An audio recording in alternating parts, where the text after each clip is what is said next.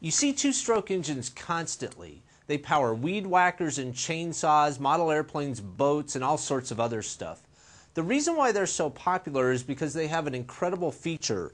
For the power they produce, they are incredibly light. The key to the two-stroke design is a piston that acts like a piston, a compressor, and an intake and an exhaust valve. If you watch a two-stroke engine go through its two strokes, you can see exactly what's happening. Let's start with the spark plug firing. At this point, the piston is at the top of its stroke. The cylinder is full of air and gasoline that has been compressed. When the spark plug fires, it lights the gasoline. The gasoline bursts into flame and expands rapidly, driving the piston down with a lot of force. See this area behind the piston? It's filled with air and a mixture of gasoline and oil. As the piston moves back into this area, it compresses the mixture. As the piston gets near the bottom of its stroke, it uncovers a port. That port lets the exhaust gases escape into the exhaust pipe. Then, just a fraction of a second later, the piston uncovers another port.